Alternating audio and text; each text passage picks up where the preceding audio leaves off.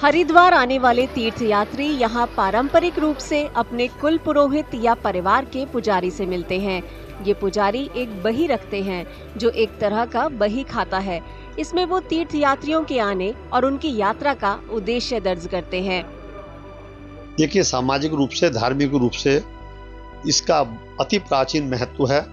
इसके बिना पहले तो कोई यात्रा ही पूरी नहीं मानी जाती थी। जब तक वो अपने कुल पुरोहित की बही में नाम दर्ज ना कराए तब तक क्या पता कि वो कौन है, क्योंकि पुरोहित की पहचान हमारे रिकॉर्ड से ही है।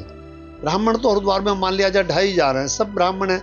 किसी से भी आप पूजा करा सकते हैं, किसी को भी नमन कर सकते हैं, किसी का भी सम्मान कर सकते हैं। किंतु आपके बुजुर्ग कहाँ आए, आपका इतिहास कहाँ है, ये सिर्फ और सिर्फ आपका कुल पुरोहित ही बता सकता है।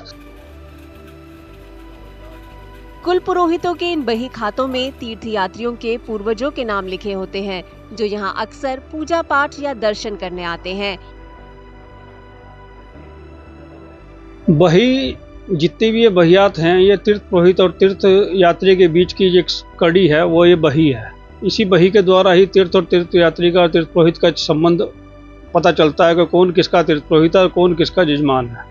ये परंपरा तो सब भगवान राम के समय से ही चलती आ रही। 16वीं शताब्दी से कागज का इतिहास है, जब से ही हमारे पास ये रिकॉर्ड है, और इसी रिकॉर्ड प्रणाली के अनुसार ही यह सब कुछ है, परंपरा चलती है। तीर्थ में आने के बाद तीर्थयात्री सबसे पहले अपने पुरोहित को इसीलिए ढूंढता है क्योंकि तीर्थ में तीर्थ पुरोहित के अलावा उसका यहाँ पर कोई भी अपना नहीं होता है।